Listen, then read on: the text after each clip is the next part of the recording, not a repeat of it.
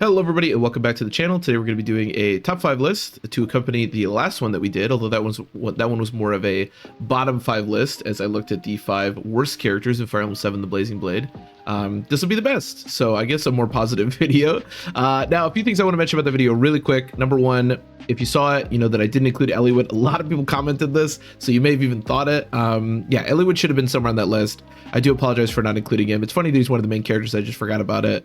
By the way, I'll leave a link to that video in the description. So if you're interested in this, you might be interested in that video as well. But just know that Eliwood should have been somewhere on there. And the other thing is, a lot of people commented, which I really love to see. I replied to basically every comment. A lot of people disagreed, which is perfectly fine. Most people kept it civil, which I love. This is an opinionated list, so is the last one. So feel free to give me your opinion. And a lot of people liked the video, which again really tells me like what people enjoy. You know, I'll ramble about Fire Emblem in any context. So letting me know what you guys want to see is big for me. So I really appreciate that. So before we get into the actual list, we have to talk a little bit about what makes a good unit in Fire Emblem. And in my opinion, in specifically Fire Emblem 7, there are 3 things that make a unit good or bad. And the more you fulfill these, or the better you are at these 3 things, the better of a unit you're going to be. Now, obviously, this is contextual to Fire Emblem 7. Some other games will have other things that are more beneficial. Some of these will be more or less beneficial. But specifically on Fire Emblem 7, I love this list. First, we have join time. The earlier you join, the better. Obviously, it's easier to use units that join early. It's easier to train them if they're a trainee unit. And you also just get to use them for more time, which is beneficial. Bases are extremely important. Being immediately impactful on the game is way more useful than requiring levels to actually get to that point. Growths are also useful, but bases tend to be a lot more powerful because they don't require anything of the player. They can just be immediately plug and play, as I like to call them. And then the class. There's a few things that go into class. Mobility, being mounted, whether that's a paladin or like a Draco Knight or something. Having more movement is good. Movement's like the best stat in basically all of Fire Emblem. Also, I know this is really boring, but 1-tier range, specifically with physical attacking units, is way better than bows and swords in this game. It just is. So there's some things like that that go into classes. The last thing I want to bring up, and I'd love to make a video about this sometime, but that's not the focus of this video, is that basically any unit can be quote unquote busted, right? And I want to show some images. This is from our Fire Emblem 6 low tier Iron Man, where I only use the worst characters in the game and played on the hardest difficulty. And as you can see, Wendy and Boars were insane. And I have a picture of Wendy defeating Zephiel. They're both ridiculous. So if you only took the only context you had, or the only reference you had of Fire Emblem 6 was that playthrough, you would think that these are the 2 best characters in the game, but they are not. I think we can all agree on the fact that Boars is bad and Wendy is really bad. So I only bring this up, again, I want to make this fast because I want to get into the list, but I only bring this up because the most common comment that I get are people saying that they use those characters in the bad list, or I'm sure I'll get comments here of people who use characters and they're not featured in my top 5 units. Any unit can be extremely strong, especially growth units, but because units with better bases or better classes or better join time are just easier to use, they're more efficient in the game, they don't require as much of the player, as much resources, they're going to be better units, and that's how that works. So again, I'd love to make a video in the future, maybe delving into this a little bit more, but for our purposes, again, those 3 things, join time, bases, and class, are going to be the 3 things we're looking at, and if they fulfill all 3 of those in at least a pretty efficient way, they'll probably be featured on this list. All right, so just missing out on the top 5 is Lowen, and I want to give him an honorable mention because I like Lowen quite a bit. In fact, I almost had him at number 5, but I just feel like the pre-promotes in particular in this game, and then one sort of specific niche character is just a little too good. But I think Lowen of the non-pre-promote characters is definitely the best in this game. I think he fulfills basically everything you want in a unit. Great join time, as you can see, he's recruited on chapter 12, which seems really bad, but of course we're discounting Lin Mode, so that's really like chapter 2 if you're in Hector mode, and chapter 1 if you're doing Eliwood mode. He's got really good bases, not as good as a pre-promote, of course, but still really solid, especially for his join time. And his growths are pretty good too. Lowen's kind of interesting because most Christmas calves or early calves like Franz tend to have much more offensive-oriented growths, whereas Lowen is much more defensive oriented. As you can see on the left, you can see his average stats throughout his life cycle, I guess you could say. And yeah, by the time he's promoting, if you get him to level 20, he has like 40 health, 16 defense, even 6 res is really solid. Like his growths defensively are really good, although offensively he will struggle a little bit. But there's a lot of defense chapters, especially at the beginning of the game, so that's not even so bad. And then he's got a great class. Obviously, Cavalier to Paladin is just really good. He gets to use 1-2 range, which I'm going to be mentioning. a lot, so get ready for that. But yeah, just really good all around. Again, I think he just kind of isn't a pre-promote really, which unfortunately it just kind of makes him not one of the very best characters in this game, but I think is a very good character I would highly recommend using when playing through Fire Emblem 7. All right, so final thing I want to mention that we'll get into the actual top 5 list is Lin Mode, and specifically how it impacts 2 characters.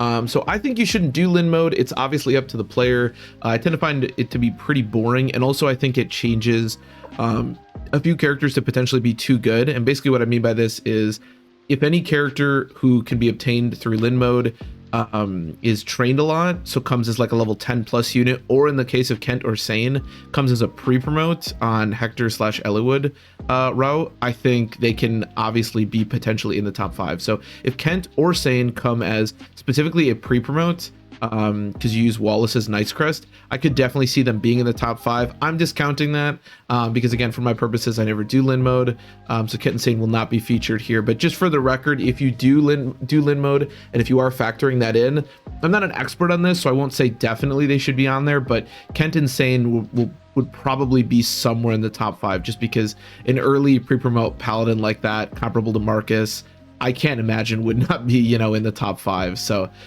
just for the record, again, we're not going to be mentioning these characters because I'm not going to be, there's no Lin Mode for our purposes.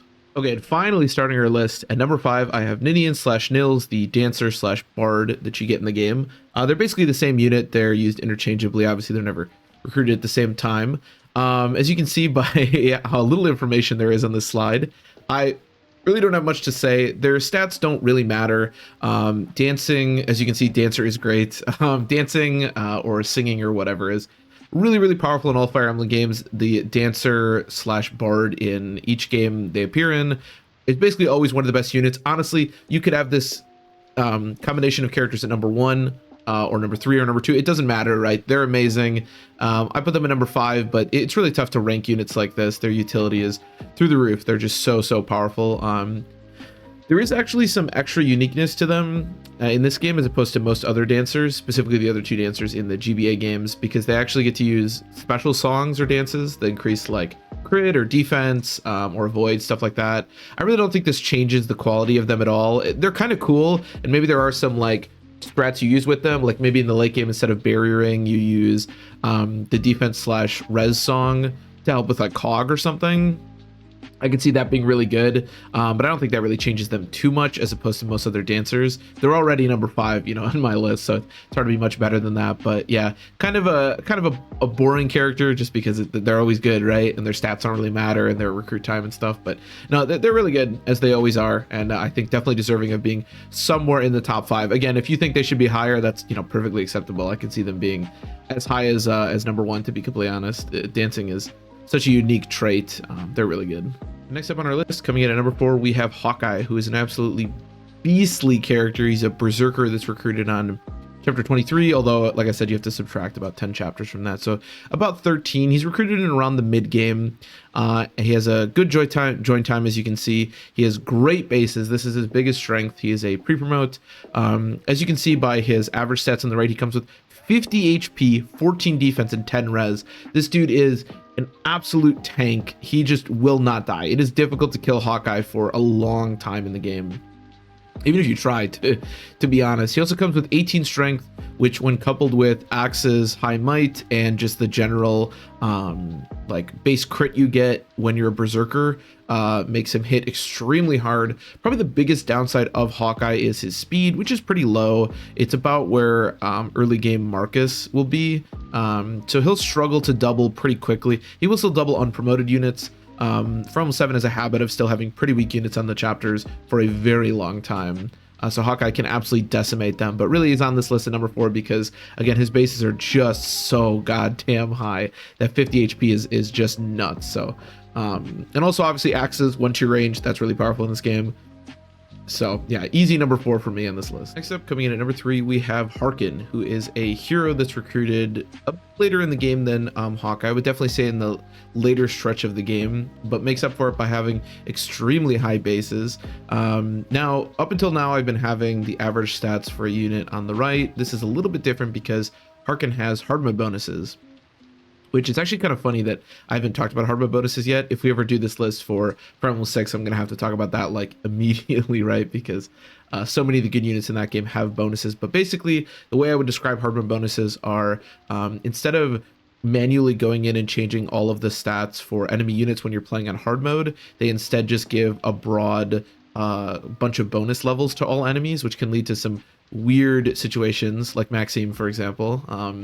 But in the case of Harkin, or in the case of the player, what's really beneficial is that enemies recruited like Harkin get those hard mode bonus levels. So as you can see, normal mode, his stats are really good, but on hard mode, they're even better. They're not a huge difference. This isn't quite like Fire Emblem 6, but you do get a little bit of stat buffs for playing on hard mode. He's good on either mode, to be honest. But yeah, his bases are just really strong. 23 strength is a ton. 18 speed is enough to double most things. 16 defense and 11 res is really nice too. One of the things I really love about Harkin is that one of the easiest ways to defeat Fire Emblem 7 late game is to barrier somebody with 1-2 range and just go absolutely crazy on chapters like Cog, even some of the later chapters as well. And Harkin fulfills that without requiring anything of the player except that barrier staff. But everyone pretty much requires that. And that's what I love about Harkin, really. He has a good join time, not great. Great bases, and his class is very good. Hand axes plus that barrier staff plus just having exceptional strength is a really good combination. He does also sort of require a speed rank to really go crazy, but you don't really need that. That's just how to like really maximize his potential. But yeah, he just requires nothing of the player, which is so powerful. So easy number 3 for me with Harkin. Next up at number 2, we have Pent, who is a sage that's recruited actually only a chapter earlier than Harkin. So Harkin, Hawkeye, and Pent are all recruited around the same time. You get a lot of really good units around that time, but Pent, I feel like is one of the only pre-promotes in this game that's probably pretty widely used and loved. You know, a lot of these other characters I mentioned when I was younger and used a lot more growth units, I didn't really like any of them too much, but I always loved Pent. I feel like he's such an easy character to use. He combines really good magic with really good staff rank, which is something you very rarely see. The ability to use physic with really strong magic is really amazing. Also status staves, of course. As you can see, this is getting a little bit boring, I'm sure, but he has good join time, great bases, good class, the same as everybody else. Yeah, really just, he has good offensive stats, and that staff utility is by far the best in the game. You don't get like a really good druid or anything like that here. Like Nime from Fire Emblem 6, for example, Pent is your version of that. So he's, yeah, just an amazing class, comes with amazing bases, really good unit. I feel like a pretty beloved unit too. Also, you get to see him on the Hawkeye chapter absolutely obliterate that chapter. So you immediately know my man means business and will be a great unit for your team, which he very much is. And finally, coming in at number 1, we have the man, the myth, the legend, Marcus, who is a paladin that you get at the very beginning of the game. He is the Jagan of this game. Marcus is actually the only character, unless I'm missing something, in all of Fire Emblem who is, at least in my opinion, the best character in 2 different Fire Emblem games, which is pretty crazy. He's the Jagan of Fire Emblem 6 and Fire Emblem 7. Jagan, for anyone who doesn't know, is basically just an early pre-promote who usually has bad growths but good bases and is really helpful at the beginning of the game. Usually the beginning of Fire Emblem games are the most difficult, so the Jagans tend to be the best characters in the game because they don't require anything of you and have much better bases. In this case, his growths aren't terrible, but they're not very good. Mostly it's those bases that we're looking for. And yeah, he checks all the boxes, really. Great join time, is recruited basically right away. Great bases, like I just mentioned, and a great class. Paladin's really good. He gets to use 1-2 range, both in hand axes and javelins, which is phenomenal.